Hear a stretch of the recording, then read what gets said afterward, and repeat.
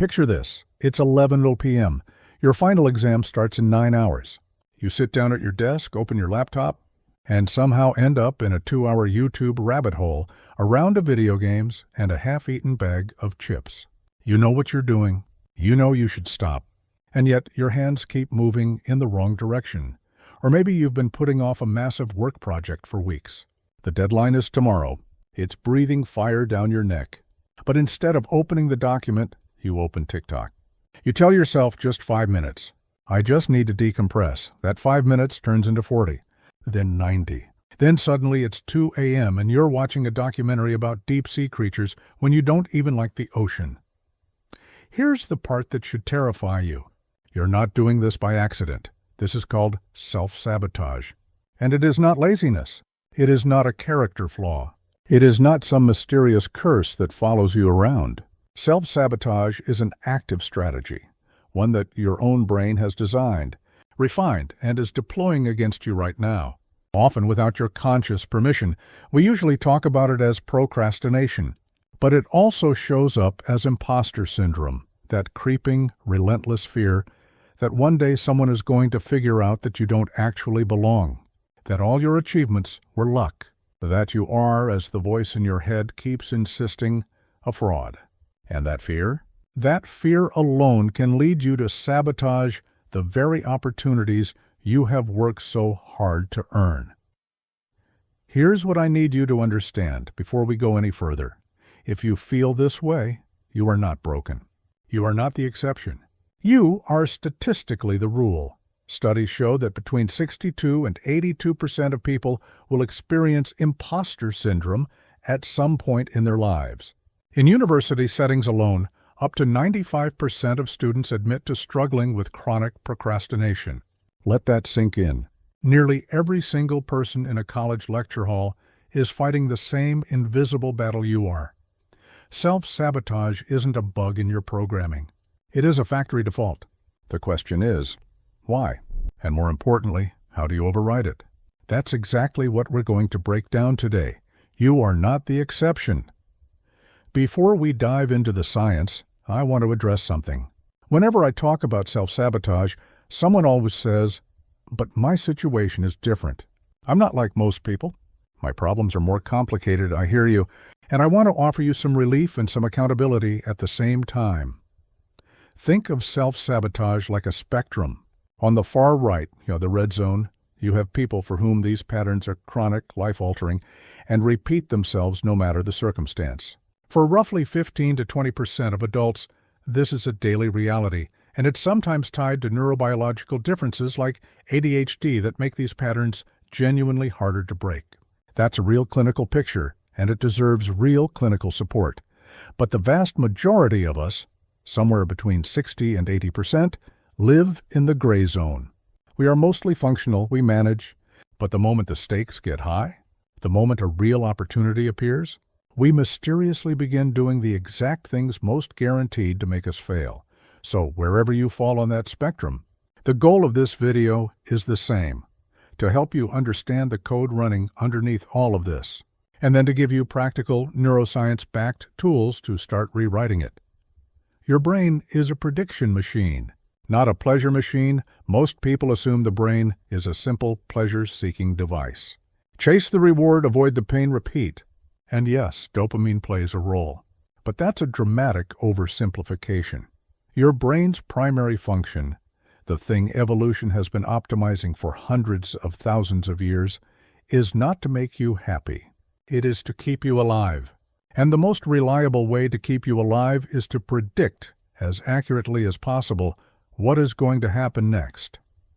Your brain is building a model of reality every single second. It takes incoming data, compares it to past experience, and generates a prediction.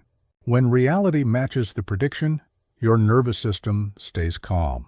When reality doesn't match, when something unexpected happens, the brain sounds an alarm. Now, here's where it gets interesting. In your ancestors' world, that prediction engine was mostly tracking physical threats, a shadow in the bushes, a sound in the dark. But in your world, your brain has extended that same system to something far more abstract, your identity, your sense of worth, the story you tell yourself about who you are and what you deserve. Imagine a simple graph. On the vertical axis is your perceived competence or worth. Your brain draws a flat horizontal line across that graph. Let's call it your internal baseline. This line represents exactly how capable, valuable, and safe your brain believes you to be. The brain's deepest fear, a fear that runs far deeper than the fear of failure, is discovering that this line is drawn in the wrong place. Because if the line is wrong, the entire model is wrong. And if the model is wrong, you are vulnerable. When the reality of your external world moves significantly away from that baseline, either above it or below it, a gap opens up. Psychologists call this a prediction error. And to your primitive brain, that gap is not just uncomfortable. It is an existential danger signal. Self-sabotage, in all its bizarre and frustrating forms, is your brain's strategy to close that gap, to restore the prediction, to make reality match the model again, even if doing so means destroying your own success. The two paths of self-sabotage plays out in two very different ways depending on where your baseline is set. Path 1, the fragile overachiever. Imagine your internal baseline is set high. Your inner narrative says, I am highly capable. I should be excellent. On the surface, this sounds healthy. But when that belief is fragile, when it hasn't been tested or genuinely earned, the outside world becomes a terrifying place full of evidence that might prove you wrong. An exam could reveal that you're not as smart as you believe. A performance review could expose the gaps. So instead of letting the data be collected, your brain engineers a way to prevent it from ever arriving. You stay out until 3 a.m. the night before the presentation. You start the assignment 12 hours before it's due. You drink more than you should before the big event. Psychologists call this behavioral self-handicapping, and it is a brilliantly cruel piece of engineering. Here's the logic. If you fail, you have a built-in excuse. I failed because I was exhausted, because I had no time, because of the circumstances. The baseline is protected, but if you succeed, now you're a genius. You won even with one hand tied behind your back. The trap, of course, is that you never actually test your real ability. You keep the baseline safe by never truly letting the experiment run. And over time, you need bigger and bigger handicaps just to maintain the illusion. Path 2. The imposter now flipped the graph. Imagine your internal baseline is set low. Your inner voice says, I'm not really that good. I've just gotten lucky. I don't actually deserve to be here. Then the world does something disorienting. It promotes you. It compliments you.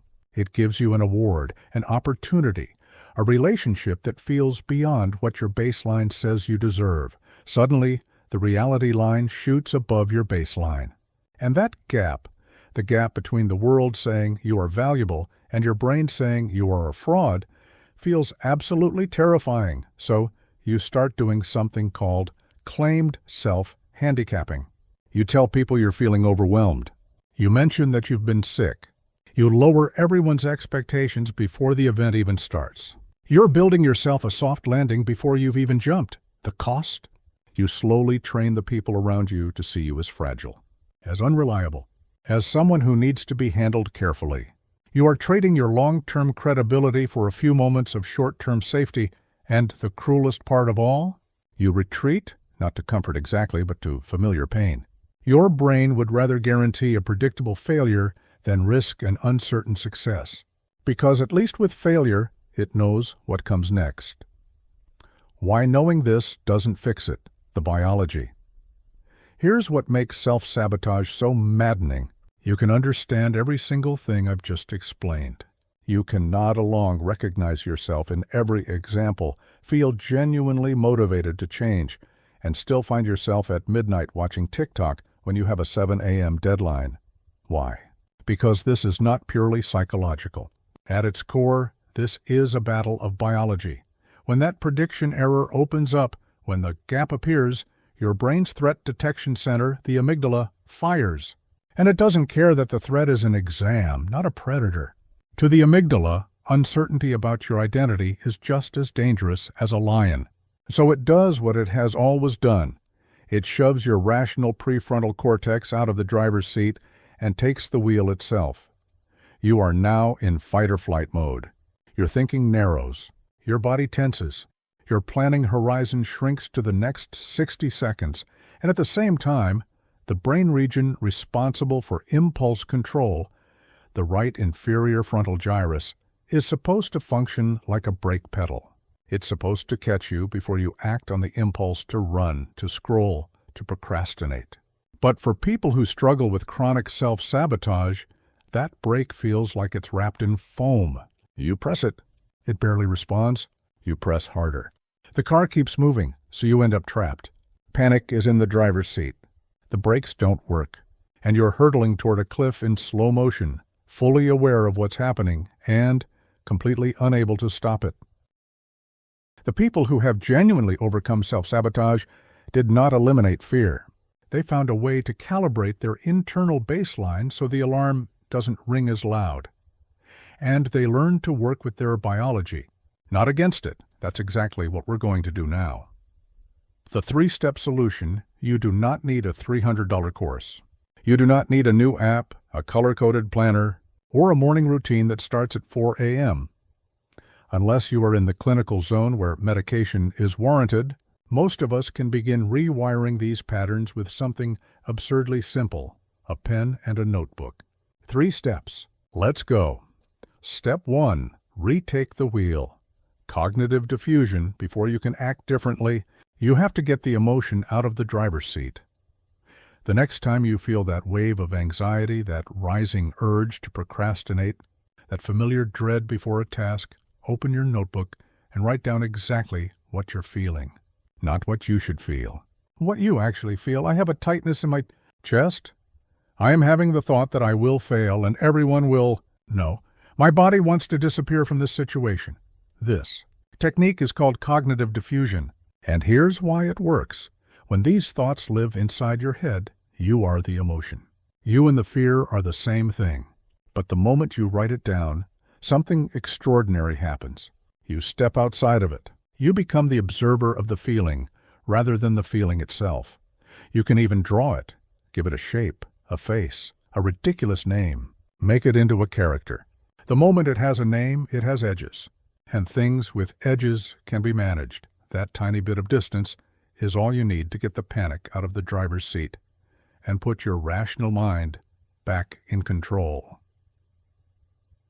Step 2. Bypass the broken brake now.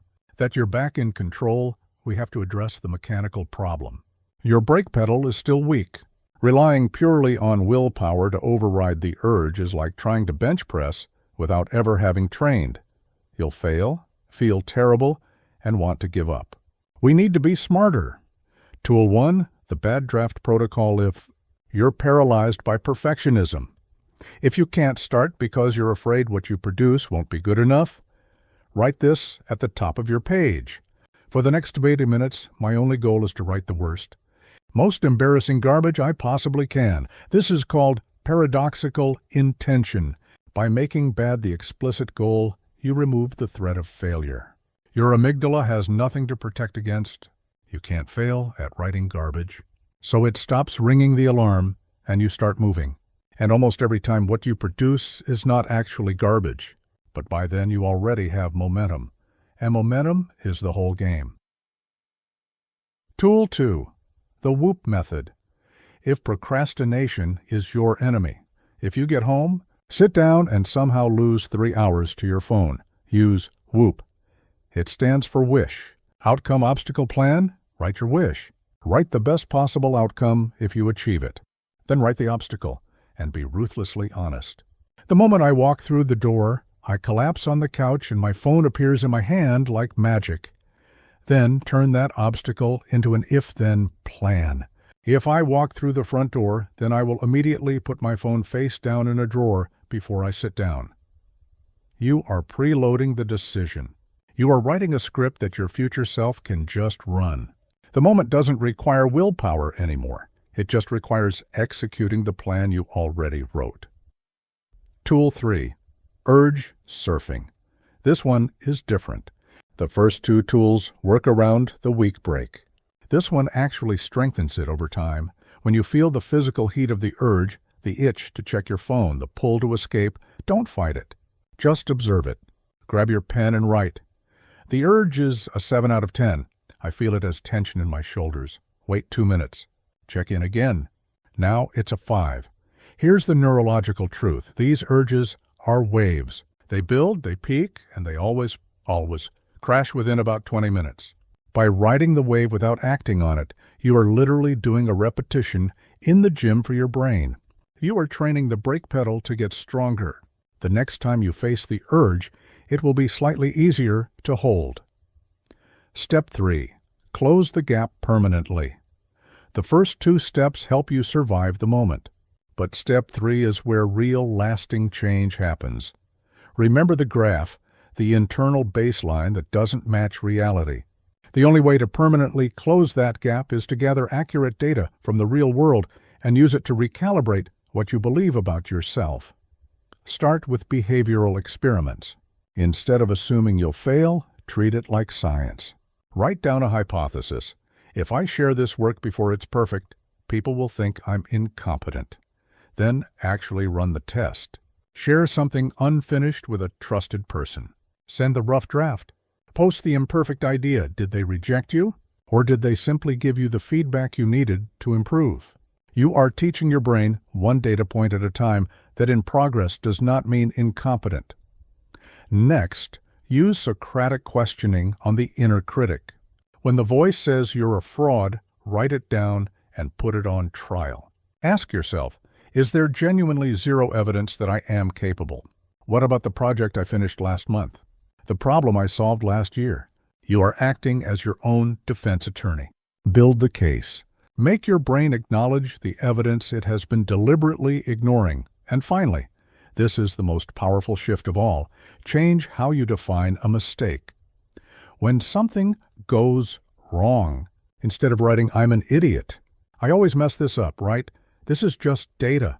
What does it tell me? The moment a mistake becomes information instead of a character verdict, your brain stops treating it as a threat. The alarm bells don't ring. And when the alarm doesn't ring, there's no need to self-sabotage. Conclusion. Here's the full path laid out simply. First, you manage the emotion so you can think clearly. Then you bypass the unreliable brake so you can actually start. And finally, you calibrate the baseline so you stop fighting a war against yourself every single day. You don't have to do all of this at once. If you're overwhelmed, start with just step 1. Right now, after this video, open a notebook and write down one thing you're feeling about a situation where you know you've been sabotaging yourself. Just that every time you pick up that pen, every time you surf an urge, every time you give yourself permission to be imperfect and begin anyway, you are taking one small step left on that spectrum. You are closing the gap. You are proving to your brain slowly and steadily that the world is safer than it feared. This isn't about becoming a different person. It's about taking back the wheel from the part of your brain that learned fear before it learned the truth. You built these patterns. That means you can rebuild them. Thanks for watching. I'll see you in the next one.